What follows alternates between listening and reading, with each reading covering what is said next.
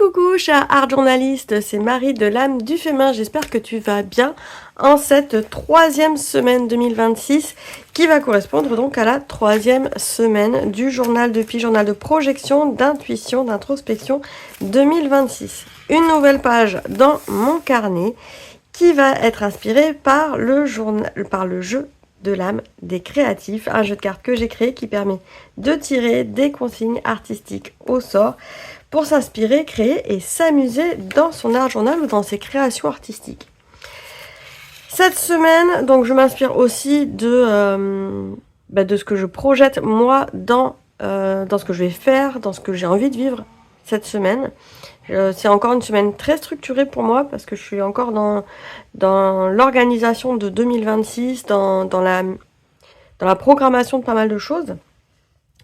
Et pour ça, bien, j'ai tiré 2 cartes du journal du jeu de l'âme, je ne vais pas y arriver ce matin, du jeu de l'âme des créatifs, qui vont me permettre de passer à l'action dans mon carnet.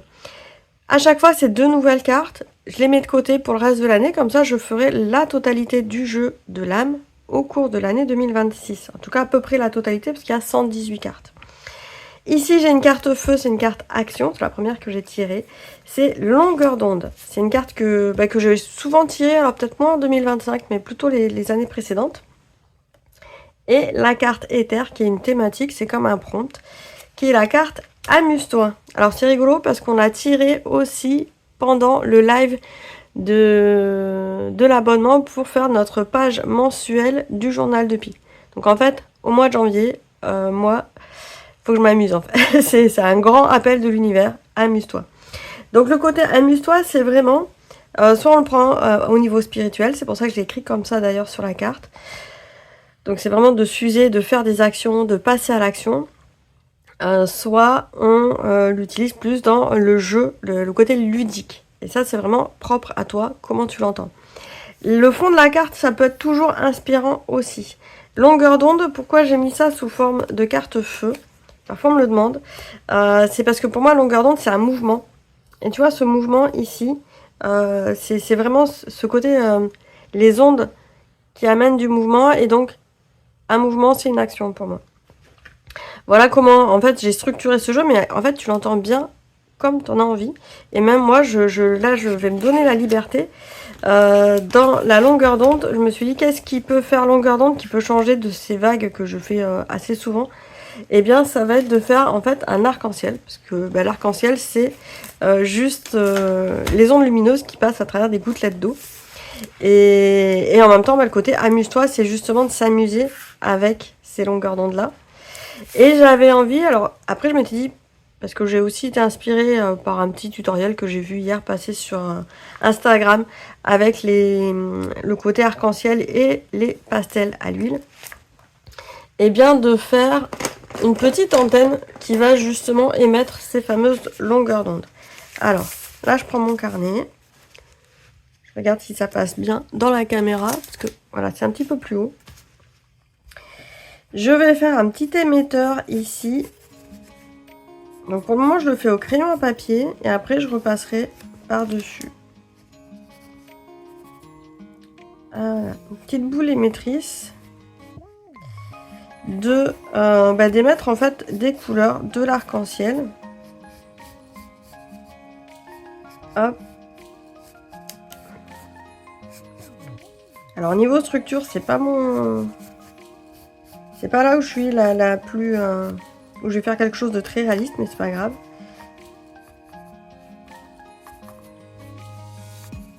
Voilà, ça se voit un peu les structures de poteau EDF. Hop. Voilà. Une petite boule, et là, eh bien c'est parti, je vais prendre plusieurs couleurs pour... Je vais peut-être les mettre d'abord sur le côté. Pour faire l'arc-en-ciel. Alors, là... Tac. Donc c'est toujours un processus assez sympa hein, de création. Je vais peut-être mettre du bleu entre deux. Un bleu comme ça. Tac. Je peux mettre du vert avant. Et qu'est-ce qu'on peut mettre comme couleur encore ? Un vert un peu plus foncé. J'ai une page assez chaleureuse. Alors, normalement, c'est infrarouge d'un côté, l'arc-en-ciel. Tac, tac, tac, tac. Voilà, dans ce sens-là. Donc, c'est parti. Là, l'idée, ça va être de diviser ma page en plusieurs. Je vais me faire de l'espace. Comme tu le sais, moi, j'aime bien tourner mon carnet. Je vois que tout le monde n'est pas dans le... Quand je vois des dessinateurs, des illustrateurs, tout le monde ne tourne pas son carnet comme ça. Moi, j'aime bien tourner, être à l'aise quand je dessine, d'avoir en fait toujours le poignet qui soit pas cassé, à essayer de chercher les couleurs ailleurs. Et donc, c'est pas moi qui tourne, c'est mon carnet.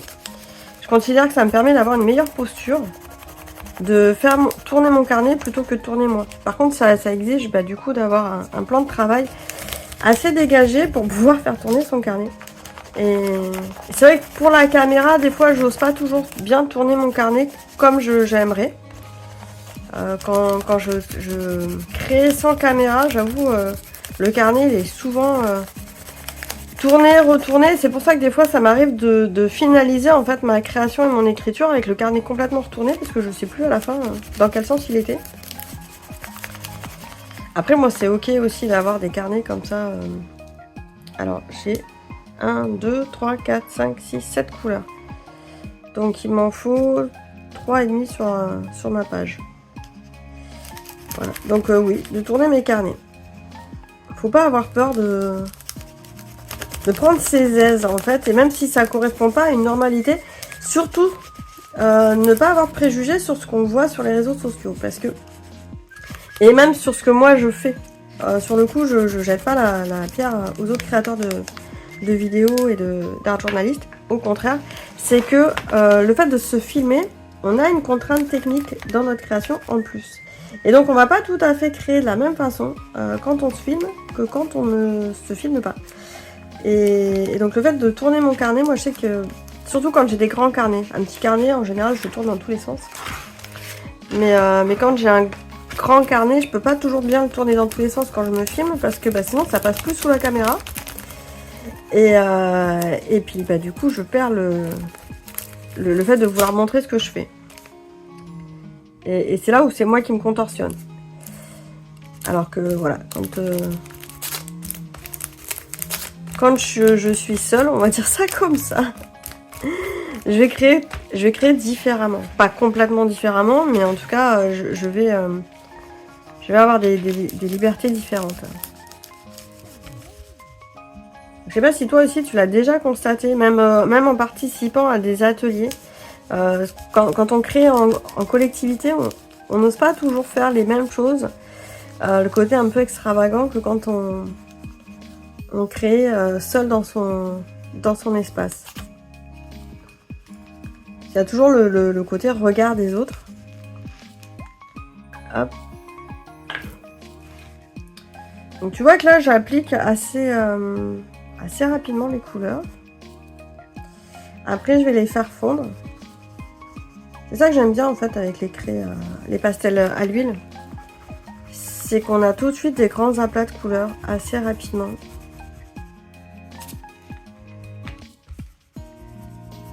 C'est assez satisfaisant.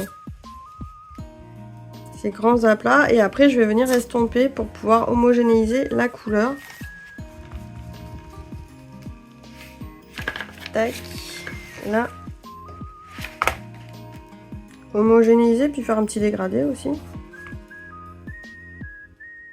Donc tu vois que la longueur d'onde, si on n'aime pas forcément de faire des petites vagues sur son fond de page ou son carnet, on n'est pas obligé non plus.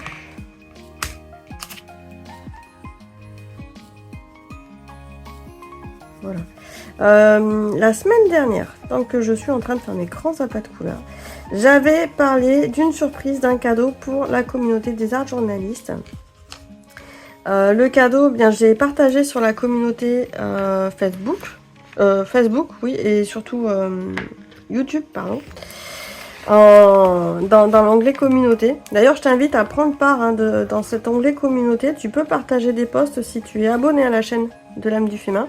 Donc partager tes réalisations, partager ton journal de pile. Là, je sais que y a de plus en plus d'art journalistes cette année qui a commencé un journal de pile avec les propres règles. Parce que voilà, moi, tu vois, j'adapte mes règles cette année du journal de pile. Tu peux adapter toi aussi tes règles du journal de pile. Moi, l'idée générale, c'est de créer une petite page comme ça par semaine, en fonction de mon humeur, mon envie du moment, mon ressenti de la semaine, ce qui s'annonce en fait. Et donc on peut s'inspirer avec le jeu de l'âme, on peut s'inspirer avec des jeux de tarot, on peut ne pas s'inspirer de cartes et on peut créer totalement autrement, c'est ok. Alors c'est là où j'avais un peu peur, c'est que cette page-là, il y a tout le relief des pages précédentes. Est-ce que je vais réussir à estomper correctement? Peut-être si je me mets à plat ici. Oh, c'est pas gagné ça. D'estomper.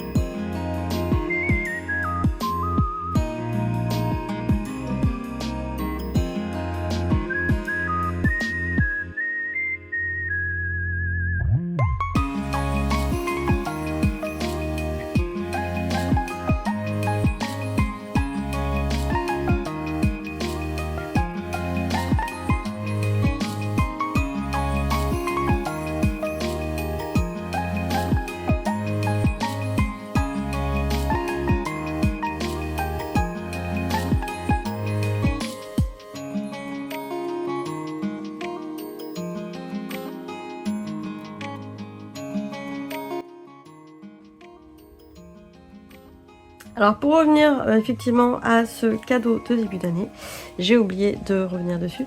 C'est un bingo. Alors je ferai une vidéo et j'espère pouvoir faire un article aussi sur ce challenge en fait, qui te permet tout au long de l'année d'avoir des mini challenges, des cases à cocher en fait, d'actions à faire pour une vie plus créative, pour t'amuser dans ton art journal, mais pas que. Pour aussi sortir un peu de ta routine créative. Et puis voilà, se challenger, se dire aussi en fin d'année ou en fin de session, parce que tu peux le faire aussi, alors peut-être pas en un mois, mais te dire de le faire sur le trimestre. Et sortir comme ça de ta routine, de tes habitudes. Cette année, moi, j'ai placé mon année 2026 sur la thématique du renouveau au niveau personnel. Au niveau professionnel, j'avoue, je suis toujours dans un élan de restructurer, d'affiner ce qui existe déjà. Hop. Là, tu vois, je change un peu mes ondes d'une couleur à l'autre. C'est pas mal.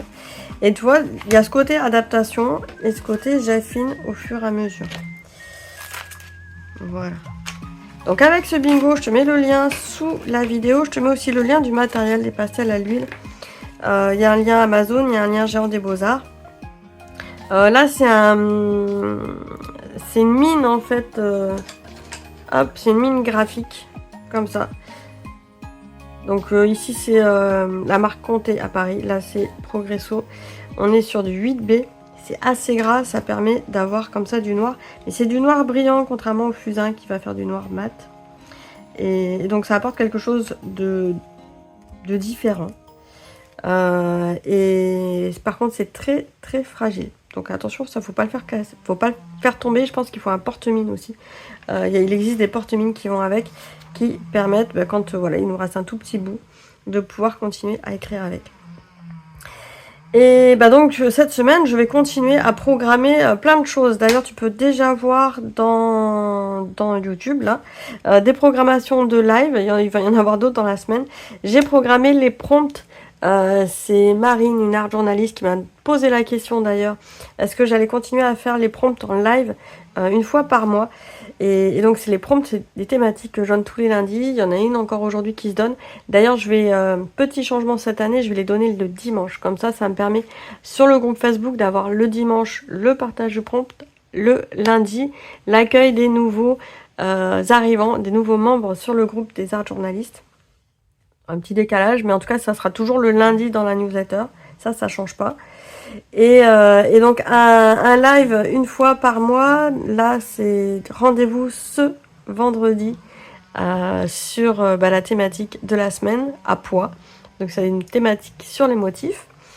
Et d'autres rendez-vous, ça va être les lives, en fait, des interviews des artistes de la Creative Alchemy. Donc, les personnes qui sont dans la Creative Alchemy peuvent poser toutes leurs questions concernant ces artistes qui ont proposé un atelier dans le cadre de la Creative Alchemy.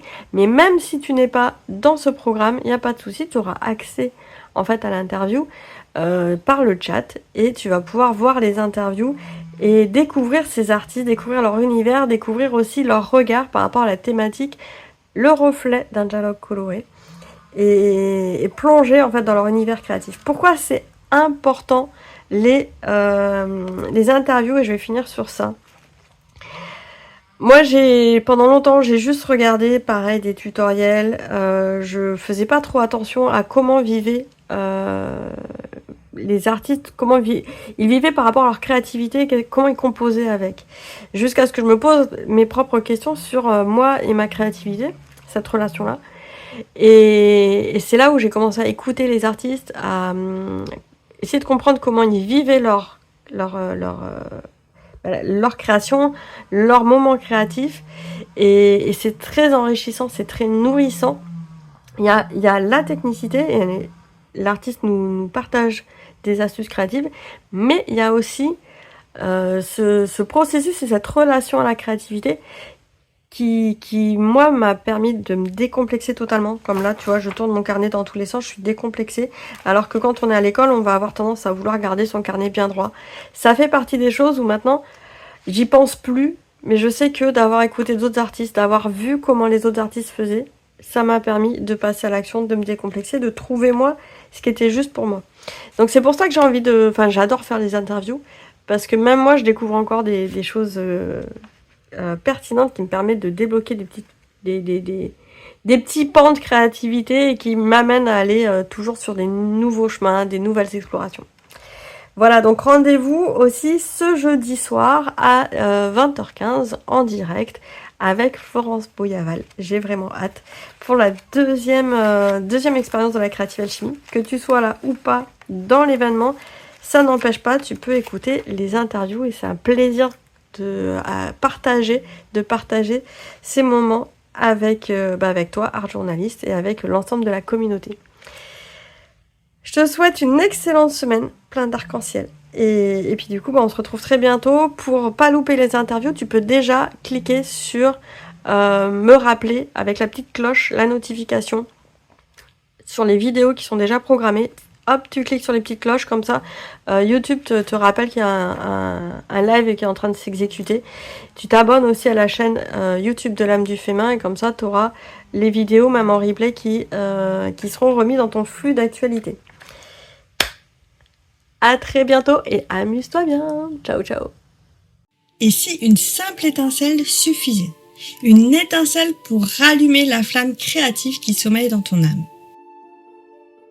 Creative Alchemy 2026, c'est ce souffle qui réveille les braises, qui réouvre le chemin vers ta libre expression. Plus de 18 artistes francophones t'invitent dans leur univers avec leurs couleurs, leurs gestes inspirés. Chacune apporte sa lumière, chacune offre son savoir et sa technique. Autant d'expériences pour sentir ton feu intérieur reprendre vie. Laisse ta créativité artistique s'embraser à nouveau, découvre l'événement et commence ton voyage avec l'expérience zéro offerte dès maintenant. Creative Alchemy 2026, le pèlerinage annuel des créatifs.